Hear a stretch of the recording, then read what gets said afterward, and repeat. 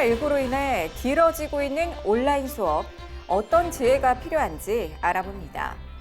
차별금지법 통과 이후에 해외 사례들에 대한 가짜뉴스 논란 이어지고 있습니다. 나쁜 차별금지법을 반대하는 전국연합과 함께 팩트체크 해봅니다. 전 세계 선교지 소식 전해드리는 월드리포트입니다. 따뜻한 가정을 위한 솔루션, 와이젠와이드, 온기 있는 집입니다.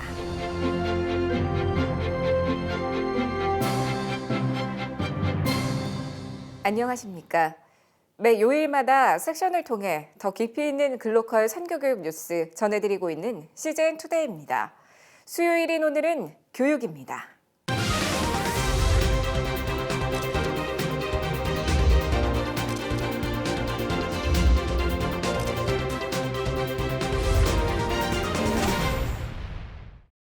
일주일에 한 번 혹은 두 번 학교에 가는 아이들. 코로나19로 인해 달라진 교육 현장 모습인데요.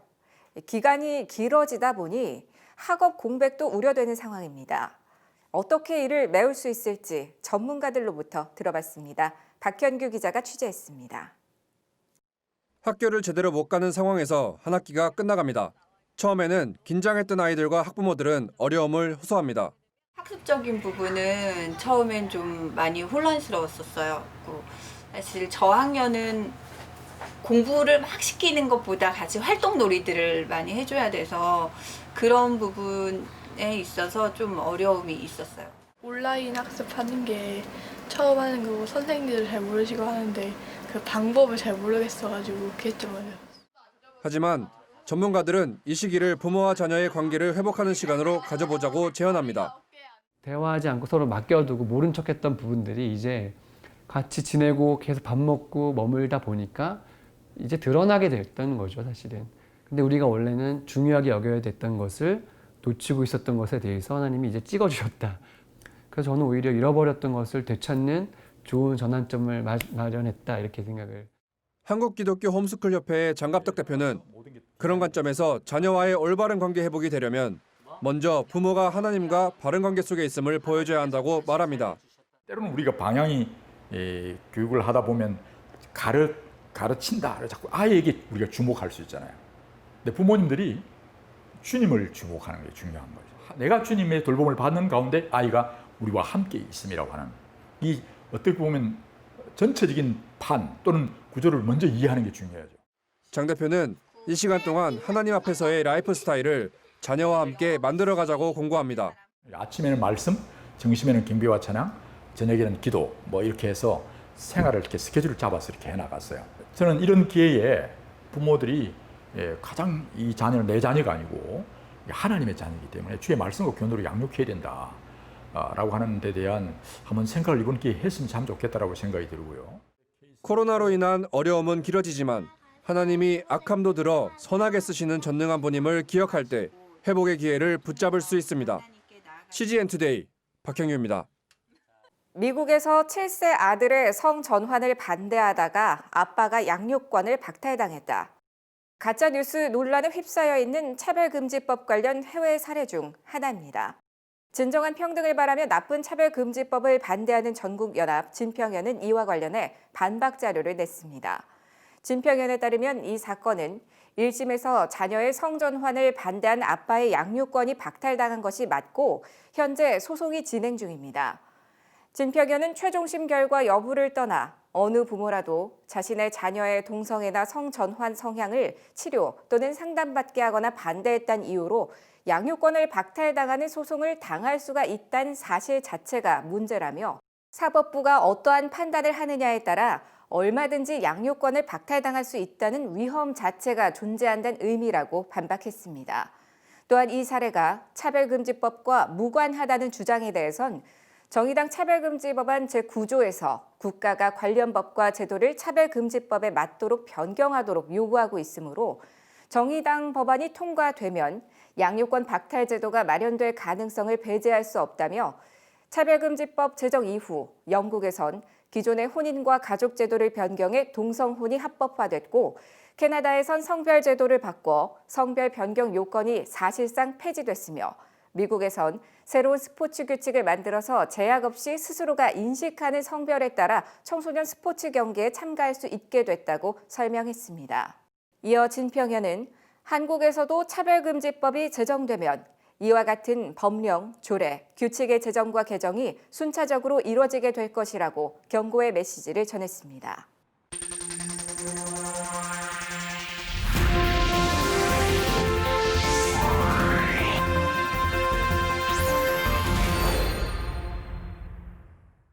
전 세계 선교지 소식을 전해드리는 월드리포트입니다.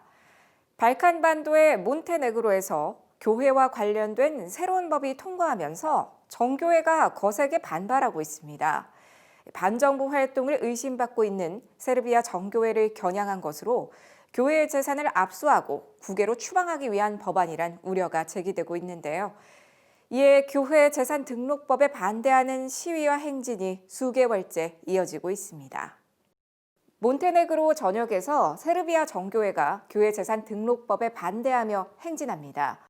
Those protests are interesting because they're happening as a prayer walks and they're unique. They're also celebrating the Christian faith here in Montenegro. 세르비아 정교회 법률 고문 블라디미르 르포사비치는 교회 재산 등록법이 몬테네그로 곳곳에 흩어져 있는 중세시대의 교회와 고대 수도원을 포함한 교회의 재산을 가로채기 위한 구실이 될 것을 염려했습니다. In other words, it means that the government is going to try to rob the church, what means to jeopardize its own survival of the church itself. 지난 1월에 제정된 교회 재산 등록법은 교회가 자산에 대해 1918년 이전부터 소유하고 있었던 증거를 제시하지 않으면 정부가 몰수할 수 있다고 명시합니다. 르포사비치는 정부가 앞으로도 종교 자유를 제한하고 정교회 성도들이 몬테네그로 내에서 살기 어렵게 할지도 모른다며 우려를 표했습니다. The government claims that the churches and the temples supposedly do not belong to the church itself. 이에 전국적인 시위가 이어지면서 시위대가 경찰과 무력 충돌을 일으키거나 교회 재산법에 반대하는 정교회 지도자와 정치인들이 구속되는 일이 반복되고 있습니다. 지금은 코로나19 유행으로 공공 집회가 제한됐지만 전국에서 행진을 계속하며 교회 재산 등록법 폐지를 요구하고 있습니다. 지금까지 CBN과 함께하는 월드리포트였습니다.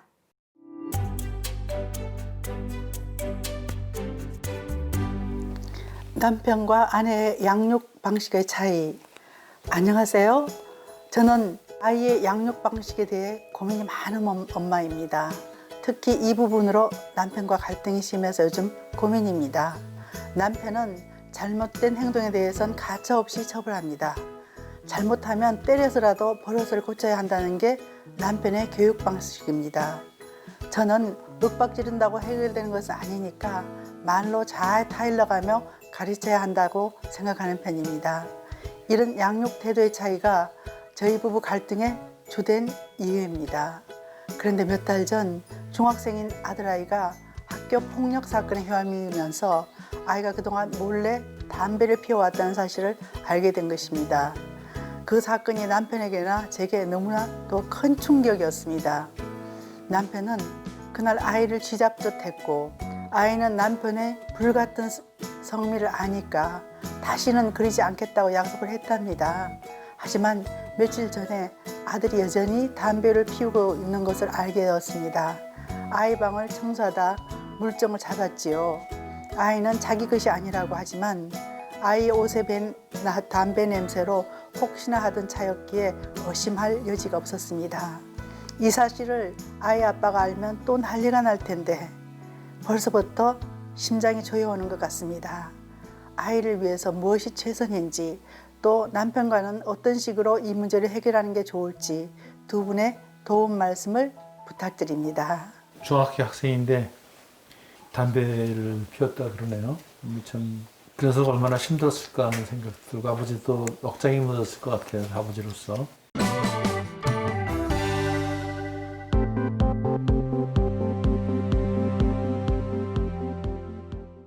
자녀 양육에 이제 그 시이 뭐냐면 성경에 보면 자녀 양육의 황금률이라는 것이 에베소 6장 4절이거든요. 자녀들을 주의 교훈과 훈계로 양육하라. 그렇잖아요. 그죠? 그래서 많은 사람들이 주의 교훈과 훈계로 양육을 해요. 어쩌면 또 하나님 말씀보다 예수님이 하는 말씀보다 더 성경에 그런 말 구체적인 말이 없으니까 좋은 말은 다 해요. 맞는 말은 다 하는 거죠.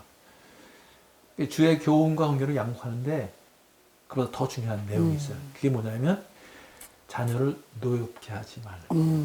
맞는 말을 하는데 애들 감정을 상하게 만든다. 감정을 상하면 애들이 그거에 맞서서 저항하는 거거든요.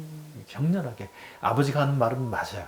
그런데 감정이 확 상하니까 분노를 폭발하는데 아버지 앞에서는 하지 못하니까 엉뚱한 방으로 가는 거예요. 엉뚱한 방향으로 가고 중요한 건 어떠냐면 이렇게 체벌을 때리면 어떠냐 하면 또 아빠가 됐을 때 자녀를 때릴 확률이 많아요. 그 70%가 학습되어진다 그러잖아요. 그렇죠? 그래서 체벌에 대해서는 어떻게 생각하셔요? 가해도 인정하고 이렇게 해서 이건 내가 잘못했구나. 이거 그럴 때는 할 수 있지만 그 이후의 체벌은 굉장히 자제하는 게 좋겠고. 저는 어렸어도 체벌은 반대예요. 아까 체벌을 하는데 뭐 피가 나도 때리는 건 아니고. 아니요. 아니 이게 왜냐하면 이게 때문에 차이가 있는데 사람이 피부를 통해서 사랑을 느끼기 때문에 체벌을 해서 이게 가해지면 이건 그냥 잊혀지지가 않는다고요. 그래서 이제 성경에 초단을 한 얘기가 때리는 거는 원칙적으로는 안 되지만 어렸을 때 좀 아이들이 잘못한 것이다라는 것을 인정을 할 때는 되지만 그렇지 않고 계속 맞설 때는 사실은 좀 한번 생각을 해볼 필요가 있어요. 네, 그래서 자녀 양육에 있어서 중요한 게 어떤 사건에 대해서 어디 정도까지 허용하고 어떻게 통제할 것인가. 이 허용과 통제가 균형이 잡혀야지 참사랑인데 이 아버지 같은 경우에는 굉장히 통제가 더 많은 것 같아요.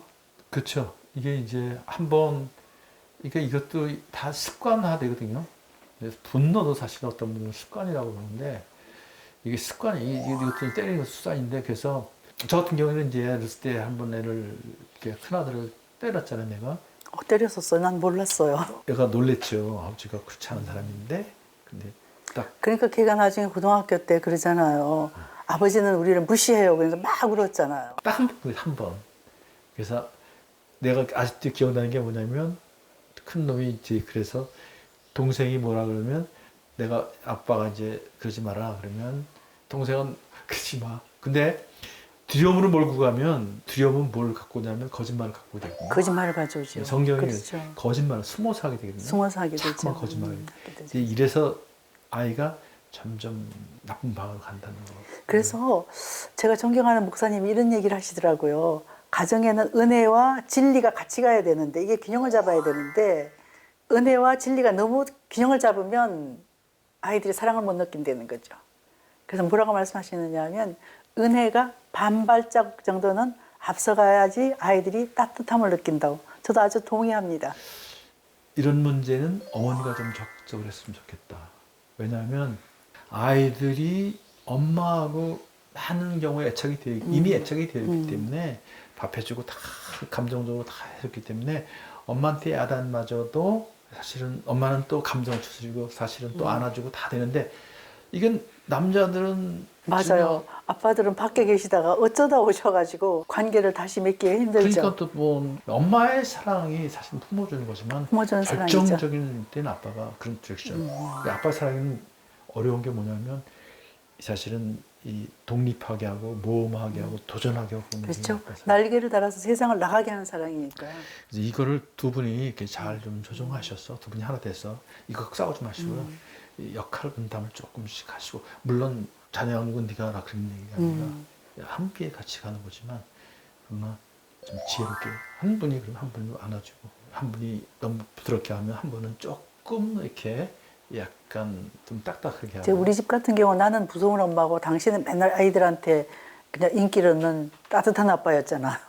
그래서 나는 엄마로서 나는 왜 매일 악역은 내가 해야 되나 이런 불만도 있었더랬었어요.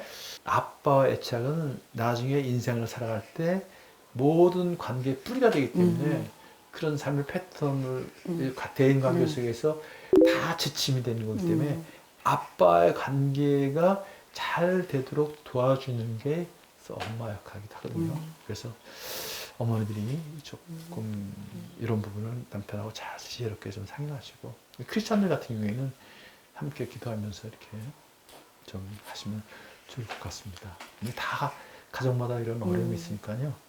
우리 가정만의 어려움이 아니다는 거, 이런 가정을 통해서 얼마든지 성숙할 수 있다는 거. 뭐 담배 피우는 문제가 물론 아이들한테 좋은 영향을 주지 않지만 그렇다고 인생이 망가지는 건 아닌데 그것 때문에 아이들과 관계를 깨서 인생을 망가뜨리는.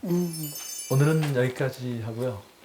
다음 주에는 저는 많은 아버지들로부터 이런 얘기를 듣거든요. 아니 도대체 아내를 이해할 수가 없다. 우리 아내가 왜 그런지 모르겠습니다. 도대체 우리 아내가 무슨 말 하는지 모르겠습니다. 이런 소리를 많이 하거든요. 불만도 있고 불평도 있고 울면 소리 하는데 왜 그런 소리를 하는지, 왜 그런 얘기가 나오는지를 함께 다뤄보도록 하겠습니다. 오늘의 단신입니다. 베리타스 포럼 고려대가 오는 23일 저녁 8시 줌과 유튜브 등 온라인 채널을 통해 2020 온라인 베리타스 포럼을 생중계한다고 밝혔습니다. 포럼에선 C.S. 루이스 이후 최고의 기독교 변증가로 손꼽히는 영국 옥스퍼드대 수학과 명예교수인 존 레녹스 교수가 강연해 하나님의 섭리를 변증하는 시간이 될 것으로 기대를 모으고 있습니다. 국제구호개발기구 굿피플과 알보젠 코리아가 전국 미혼모 가정을 위한 사회공헌활동 가족사진 촬영 사업을 진행합니다. 이번 사업은 경제적 어려움을 겪는 미혼모 가정에 아이와 함께하는 추억을 만들기 위해 기획됐으며 희망자는 다음 달 31일까지 전국 지자체, 사회복지시설, 주민센터 내 담당자를 통해 사연과 함께 신청할 수 있습니다. 사단법인 우리 숨소리 문화예술단이 주최하는 제2회 전국 고교생 국악찬양 경연대회가 9월 19일 백석예술대학교 백석아트홀에서 열립니다. 대회에 참가하고자 하는 고교생은 한국 전통 악기나 소리를 포함한 교회 음악 전 분야 및 창작곡을 UCC 형식으로 9월 4일까지 제출하면 되며 참가 신청은 8월 28일까지 백석예술대학교 한국음악전공 홈페이지에서 접수받습니다. CGN투데이는 더 넓게, 더 지혜롭게 세상에 바로 서고자 하는 그리스도인들을 위한 눈이 되겠습니다. 시청해주셔서 고맙습니다.